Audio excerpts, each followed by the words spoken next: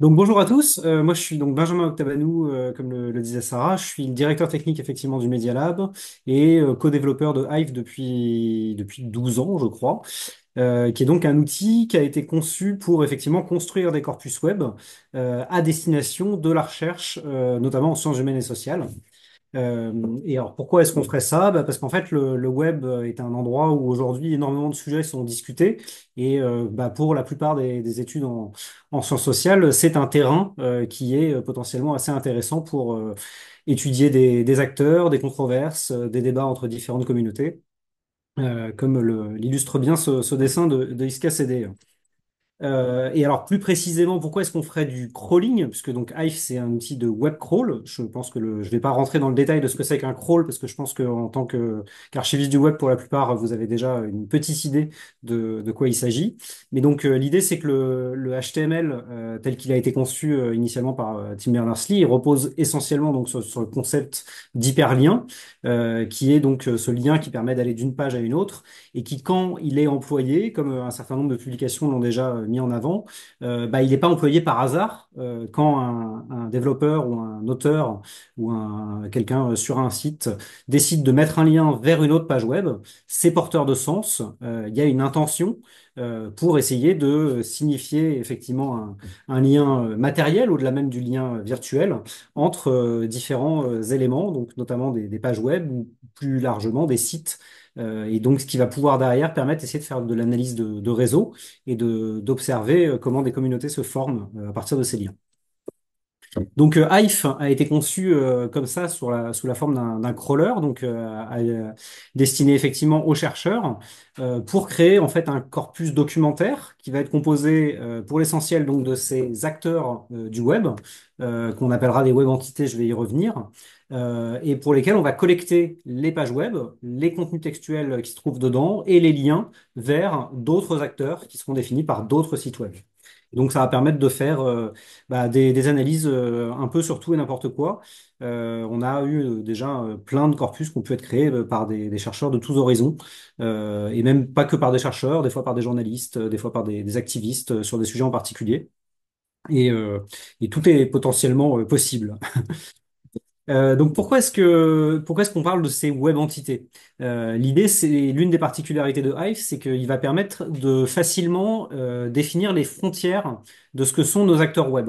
Généralement, quand on parle d'un site web, on se dit 3W Google, mais sauf qu'en fait, Google, est-ce que c'est google.fr, est-ce que c'est google.com?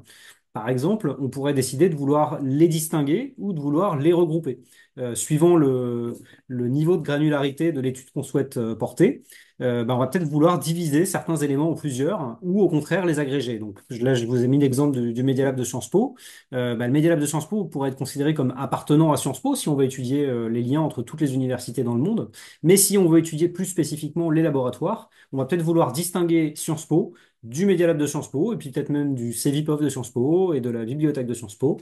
Mais par contre, peut-être qu'on va vouloir inclure dans le site, enfin dans ce qu'on appelle l'acteur Media Lab de Sciences Po, d'autres pages qui sont pas sur le site classique du Media Lab, mais qui seraient par exemple la page Vimeo, ou alors j'allais dire la page Twitter, mais on n'a plus de page Twitter, mais la page Blue Sky ou la page Mastodon. Et donc, on va pouvoir essayer d'agréger ces différents éléments au sein d'une même entité web qui va donc être formée sous la forme d'un ensemble de préfixes d'URL, donc des débuts d'URL qui vont définir les pages web dont les préfixes, enfin les pages web qui commencent par ces préfixes vont appartenir à l'acteur. Donc pour ça, l'interface de Hive va permettre assez facilement, une fois qu'on aura donné des URL, de pouvoir régler avec un petit curseur où se trouve le niveau de granularité de la page qui nous intéresse. Et alors pour ça, il y a une petite inversion sur le nom de domaine où on va prendre du plus générique au plus spécifique. Et donc du coup, on se retrouve avec le .fr qui vient avant le Sciences Po et qui vient avant le sous-domaine Media Lab, puisque c'est comme ça qu'on va pouvoir créer des boîtes dans lesquelles les choses s'embriquent. La deuxième particularité de Hive méthodologique, c'est que contrairement à la plupart des crawlers, et notamment je pense certains des crawlers d'archivistes, mais aussi des crawlers web comme ceux de Google ou autres, on va pas faire ce qu'on appelle du snowball, parce que on n'a pas ce souhait d'agréger absolument tous les liens qu'on va trouver, mais on va vouloir plutôt choisir spécifiquement les sites qui nous intéressent. L'idée étant que quand on fait un crawler classique en Snowball, dès qu'on va arriver sur une page, on va trouver je crois que la moyenne c'est entre 100 et 200 liens qu'on va trouver en moyenne par page sur le web. Et parmi ces liens, on va trouver beaucoup de liens vers l'extérieur, vers d'autres sites, et notamment vers ce qu'on appelle les couches hautes du web. C'est ces sites qui sont les plus liés par tout le reste du web, donc Google, YouTube, Wikipédia, Dailymotion, enfin peut-être un peu moins Dailymotion aujourd'hui, mais les réseaux sociaux en général. Et généralement, c'est pas des choses qui nous intéressent si on veut étudier la structure de lien entre les acteurs, les sites web eux-mêmes et non pas effectivement ces grosses plateformes. De plus, si on suit tous les liens sans se poser de questions, on va vite dériver, puisque si on part d'un sujet très spécifique, potentiellement, en fait, par le lien, on va arriver sur des pages qui n'ont vraiment plus grand-chose à voir. Et donc, pour un besoin de constitution de corpus pour de la recherche, bah, c'est pas intéressant de dériver autant. Et donc, l'idée de Hive, ça va être que c'est le chercheur, l'utilisateur, qui lui-même va décider à quel moment il élargit son corpus en incluant d'autres sites. Donc, le crawler va aller récupérer tous les liens, il va lister tout un ensemble de pages qui sont accessibles depuis celles qu'on a déjà crawlées, et il va laisser l'utilisateur décider, ah oui, celui-là, je veux l'ajouter, ou celui-là, je veux pas l'ajouter. Donc pour ça, on va avoir ce qu'on appelle une boucle de prospection. Donc c'est un travail itératif où on va choisir des acteurs, lancer des crawls dessus, récupérer la liste des liens sortant vers l'extérieur et décider à nouveau, bah, cet acteur on veut le prendre, cet acteur on veut pas le prendre.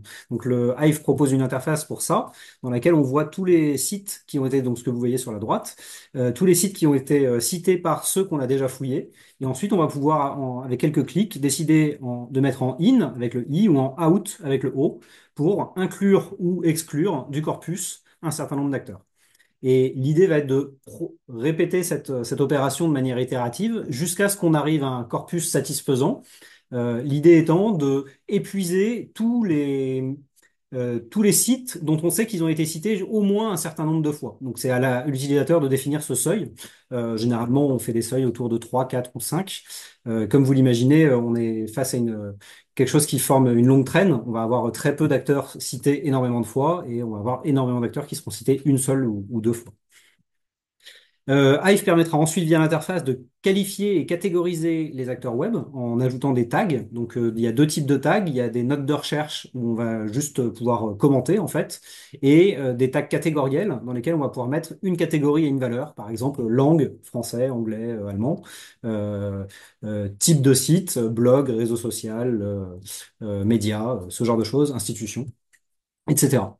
Et ensuite, à partir de ces tags, on va pouvoir utiliser ces catégorisations pour visualiser le réseau qui est généré directement depuis l'interface, avec quelques catégories, ou plus largement avec d'autres outils, notamment Pandoray, mais aussi, par exemple, avec Gephi ou avec plein d'autres outils d'analyse de réseau.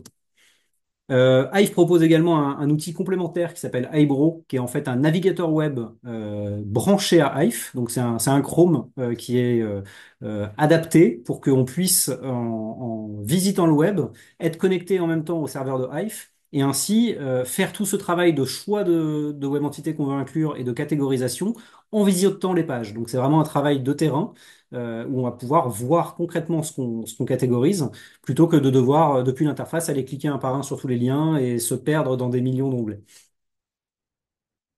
Donc, je vous ai montré quelques exemples. Ça, c'est un corpus que j'ai fait récemment sur les communautés du logiciel libre et des communautés du libre en général en France.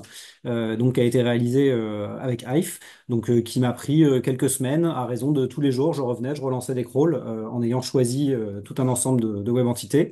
Et derrière, on s'est retrouvé avec une carte qui est assez représentative donc de ces communautés francophones du libre, où on a 6 grandes catégories que sont l'open source, les communs numériques, les blogueurs du numérique enfin du libre en général, la communauté de l'open source économique, les entreprises, le monde de Linux en particulier et des distributions Linux, et puis toute la communauté associative autour de l'Internet libre et la communauté aussi qui fédère les outils du logiciel libre.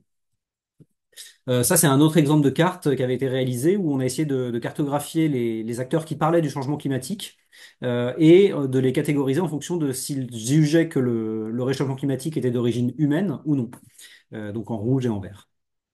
et la même carte avec d'autres catégories sur la nature du type de site, ce qui permet ensuite de comparer, pardon, pas sur la nature, sur la proposition qui est faite pour lutter contre le changement climatique. Donc évidemment, ceux qui pensent que le changement climatique n'est pas d'origine humaine n'ont pas vraiment de proposition à faire, mais de l'autre côté, on voit que ça se divise en fait entre ceux qui pensent qu'il faut le mitiger et ceux qu'il faut s'adapter.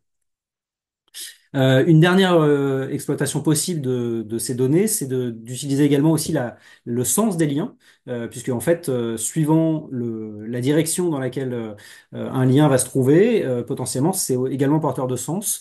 Et donc ça, c'est une analyse qui avait été faite dans laquelle on montrait que sur un corpus de médias, eh bien en fait, les liens les grosses plateformes de médias se citaient toutes entre elles, tandis que les petites plateformes indépendantes, satiriques ou conspirationnistes ou autres avaient tendance à citer les grosses plateformes, mais elles ne recevaient pas de lien en retour.